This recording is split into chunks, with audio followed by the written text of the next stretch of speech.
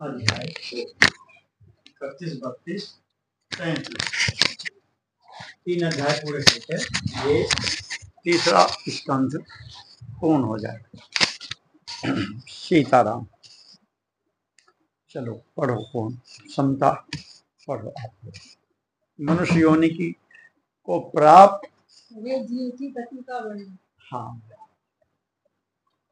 श्री भगवान जी कहते हैं, माता जी, जब जीवों को मनुष्य शरीर में जन्म लेना होता है तो वह भगवान की प्रेरणा से अपने पूर्वक कर्मानुसार देह प्राप्ति के लिए पुरुष के वीर्यकरण के द्वारा स्त्री के उदर में प्रवेश करता है। हाँ, वहाँ एक रात्रि में स्त्री के रज में मिलकर एक रूप कलल बन जाता है। हाँ, 5 रात्रि में बुद्ध रूप हो जाता है। हाँ, 10 दिन में बेर के समान कुछ कठिन हो जाता है। बच्चा छोटा 10 दिन में। और उसके बाद मांसपेशी अथवा अंडज प्राणियों में अंडे के रूप में परिणत हो जाता है। हाँ, 1 महीने में उसके सिर निकल आता है बच्चे का। हाँ जी। 2 मास में हाथ पांव और आदि अंगों का विभाग हो जाता है। हाँ, और 3 मास में नख, रोम, अस्थि, चर्म, स्त्री पुरुष के चिन्ह तथा अन्य छेद उत्पन्न हो जाते हैं। हाँ, 4 मास में उसमें से मांस आदि 7 धातुएं पैदा हो जाती हैं। हाँ, 5वें महीने में भूख प्यास लगने लगती है। जय हो बच्चे को। हाँ जी। 6ठे मास में झिल्ली से लिपटकर वह दाहिनी कोख में घूमने लगता है। जय हो। उस समय माता के खाए हुए अन्न, जल आदि उसकी सब धातुएं पुष्ट होने लगती हैं। और वह कृमि आदि जंतुओं के उपस्थित स्थान उस जन्मध्यय मल मूत्र के गड्ढे में पड़ा रहता है। वह सुकुमार तो होता ही है। हाँ। इसीलिए जब वह वहाँ के भूखे कीड़े उसके अंग प्रत्यंग नोचते हैं तब अत्यंत कलेश के कारण वह क्षण क्षण में अचेत हो जाता है। माता के खाए हुए कड़वे, तीखे, गरम, नमकीन, रूखे और खट्टे आदि उर्ग पदार्थों का स्पर्श होने से उसके सारे शरीर में पीड़ा होने लगती है। हाँ। वह जीव माता के गर्भाशय में झिल्ली से लिपटा और आंतों से घिरा रहता है। उसका सिर पेट की ओर तथा पीठ और गर्दन कुंडलाकार मुड़े रहते हैं। हाँ। वह पिंजरे में बंद पक्षी के समान पराधीन एवं अंगों को हिलाने डुलाने में भी असमर्थ रहता है। इसी समय अदृष्ट के प्रेरणा से उसे स्मरण शक्ति प्राप्त होती है। तब अपने सैकड़ों जन्मों के कर्म याद आ जाते हैं और वह बेचैन हो जाता है तथा उसका दम घुटने लगता है। ऐसी अवस्था में उसे क्या शांति मिल सकती है।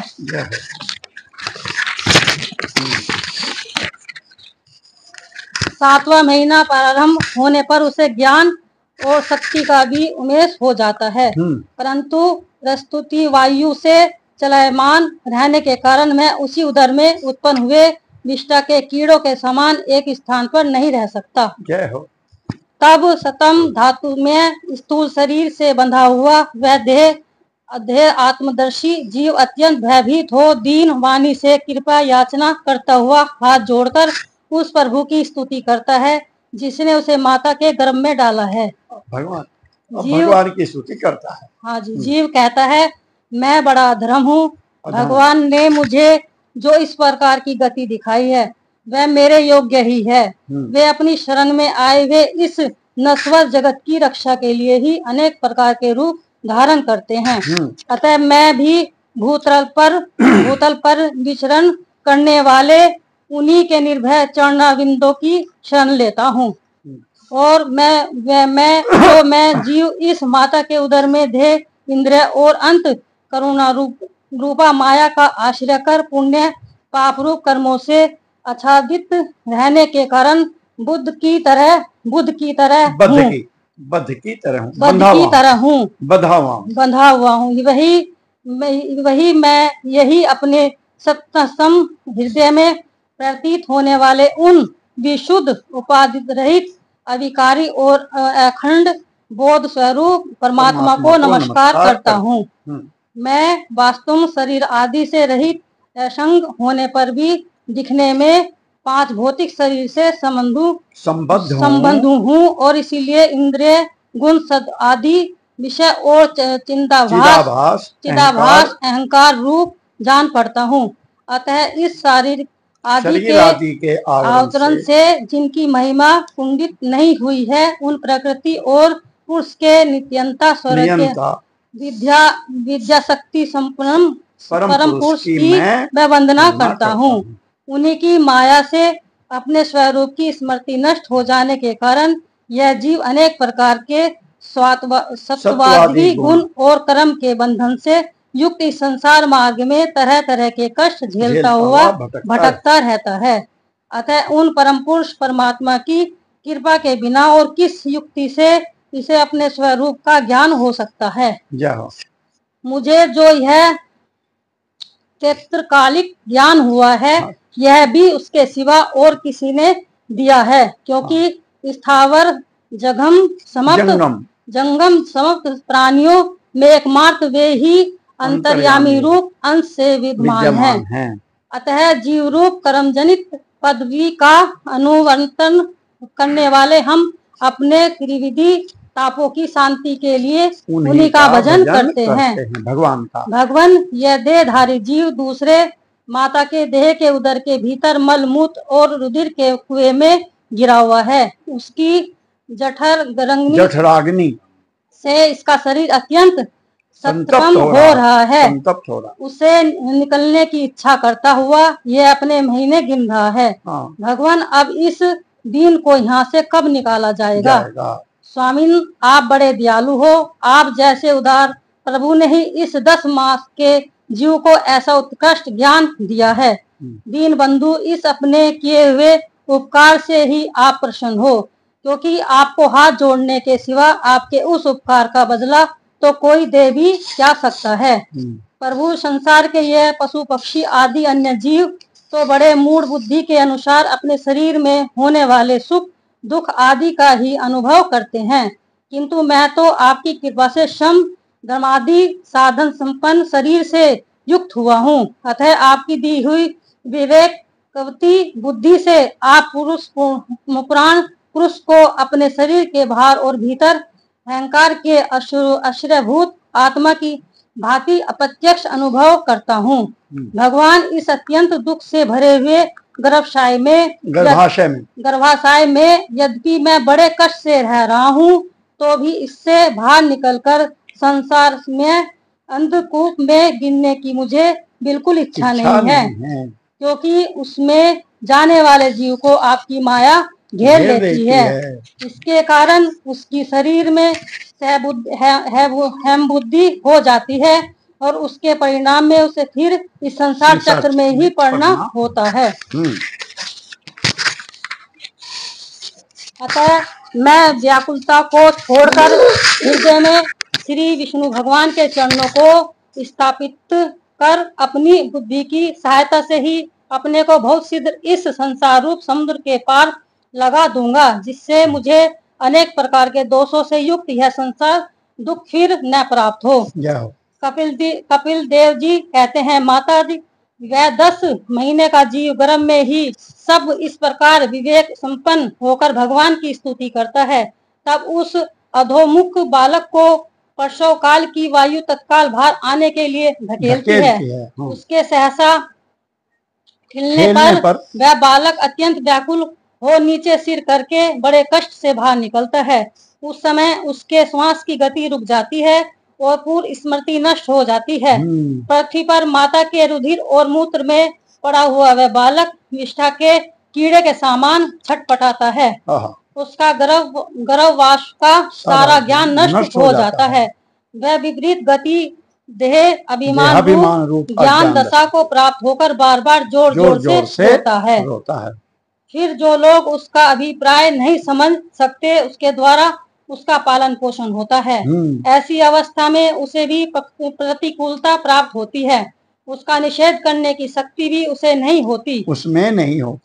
जब उस जीव को शिशु अवस्था में मैली कुचेली खाट पर सुला दिया जाता है, जिसमें खटमल आदि स्वदेश जीव चिपटे रहते हैं, तब उससे शरीर को खुजलाने, उठाने अथवा करवट बदलने की भी सामर्थ्य न होने के कारण वह बड़ा कष्ट पाता है। उसकी त्वचा बड़ी कोमल होती है। उसे डांस, मच्छर और खटमल आदि उसी प्रकार काटते रहते हैं जैसे बड़े कीड़ों को छोटे कीड़े। इस समय उसका गर्भावस्था का सारा ज्ञान जाता रहता है, सिवा रोने के वह कुछ नहीं कर सकता। इसी प्रकार बाल्य, कौमार और पौगंड अवस्थाओं के दुख भोगकर वह बालक युवावस्था में पहुंचता है। इस समय उसे यदि कोई इच्छित भोग नहीं प्राप्त होता, वह अज्ञानवश उसका क्रोध उद्दीप्त हो उठता है और वह शोकाकुल हो जाता है।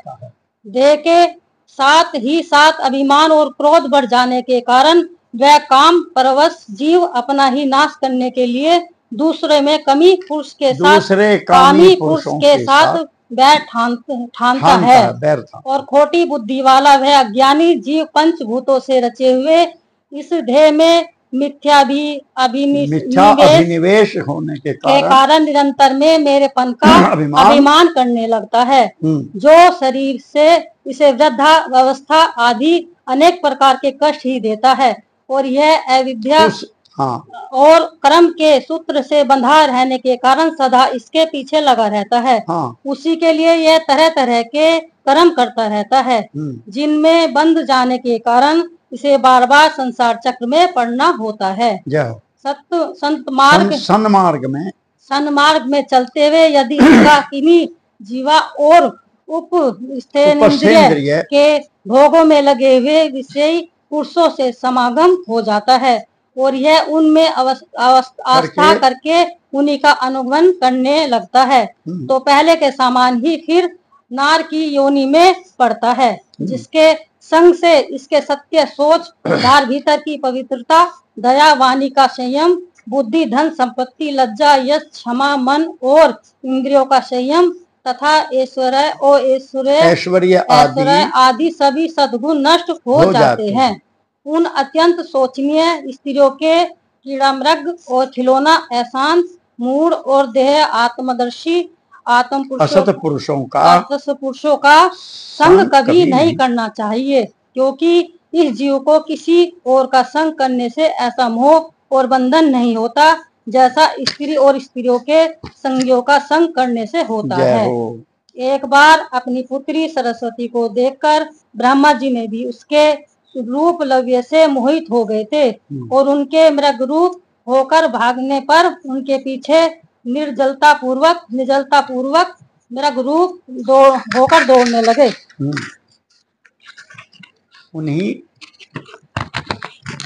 उन्हीं ब्रह्मा जी ने चिपक रहा है आराम से। उन्हीं ब्रह्मा जी मरीच आदि ब्रह्मा जी ने मरीचि आदि प्रजापतियों की तथा मरीचि आदि ने कश्यप आदि और कश्यप पादनी ने देव, मनुष्य आदि प्राणियों की सृष्टि की। अतः इनमें एक ऋषि प्रवर नारायण को छोड़कर ऐसा कौन पुरुष हो सकता है जिनकी बुद्धि स्त्री रूपणी माया से मोहित न हो। अहो मेरी इस स्त्री रूपणी माया का बल तो देखो, जो अपनी भुक्ति विलास मात्र से बड़े बड़े दिग्विजयी वीरों को पैरों से कुचल देती है। जो पुरुष योग के परम पद पर आरूढ़ होना चाहता हो अथवा जिसे मेरी सेवा के प्रभाव से आत्मा अनात्मा का विवेक हो गया हो, वह स्त्रियों का संग कभी न करे, क्योंकि उन्हें ऐसा पुरुष के लिए नरक का खुला द्वार बताया गया है। भगवान की रची हुई यह तो जो स्त्री रूपणी माया धीरे धीरे सेवा आदि के मिस से पास आती है, इसे तिनकों से ढके हुए कुएं के समान अपनी मृत्यु ही समझे। स्त्री में आसक्त करने के कारण रहने के कारण अतः अंत समय में स्त्री का ही ध्यान रहने से जीव को स्त्री योनि प्राप्त होती है। इस प्रकार स्त्री योनियों को प्राप्त हुआ जीव पुरुष रूप में प्रतीत होने वाला मेरी माया को ही धन, पुत्र और गृह आदि देने वाला अपना पति मानता रहता है। सो जिस प्रकार योद्ध का गान कानों को प्रिय लगने पर भी वाद्य का गान कानों को प्रिय लगने पर भी बेचारे भोले भाले पशु पक्षियों को फंसाकर उनके नाश का ही कारण होता है, उसी प्रकार उन पुत्र पति और गिरा आदि को विधाता की निश्चित की हुई अपनी मृत्यु ही जाने। देवी जीव के उपाधिभूत लिंग देह के द्वारा पुरुष एक लोक से दूसरे लोक में जाता है और अपने प्रारब्ध कर्मों को भोगता हुआ निरंतर अन्य देव की प्राप्ति के लिए दूसरे कर्म करता रहता है। जीव का उपाधि रूप लिंग शरीर तो मोक्ष पर्यंत उसके साथ रहता है तथा भूत इंद्रिय और मन का कार्य रूप स्थूल शरीर इसका भोगाधिष्ठान है। इस दोनों का परस्पर संगठित होकर कार्य न करना ही प्राणी की मृत्यु है और दोनों का साथ साथ प्रकट होना जन्म कहलाता है। पदार्थों की उपलब्धि के स्थान रूप इस स्थूल शरीर में जब उनको ग्रहण करने की योग्यता नहीं रहती, यह उसका मरण है और यह स्थूल शरीर ही मैं हूँ, इस अभिमान के साथ उसे देखना उसका जन्म है। नेत्रों में जब किसी दोष के कारण रूपादि को देखने की योग्यता नहीं रहती, तभी उनमें रहने वाले चक्षु इंद्रिय भी रूप देखने में असमर्थ हो जाते हैं और जब नेत्र और उनमें रहने वाली इंद्रिया दोनों ही रूप देखने में असमर्थ हो जाती है, तभी इन दोनों के साक्षी जीव में भी यह योग्यता नहीं रहती। अतः मुमुक्ष पुरुष को मरणादि से भय, दीनता अथवा मोह नहीं होना चाहिए। उसे जीव के स्वरूप को जानकर धैर्य पूर्वक निसंग भाव से ही विचरना चाहिए तथा उस मायामयी संसार में योग वैराग्य युक्त सम्यक ज्ञानमयी बुद्धि से शरीर को निरपेक्ष धरोहर की भांति रखकर उसके प्रति अनासक्त रहते हुए विचरण करना चाहिए। इति श्रीमद्भागवते महापुराणे पारमहंस्यां संहितायां तृतीय स्कंधे कपिलेयोपाख्याने जीव गतिर्नाम 300 अध्याय 31वां अध्याय समाप्त। अब आगे 32वां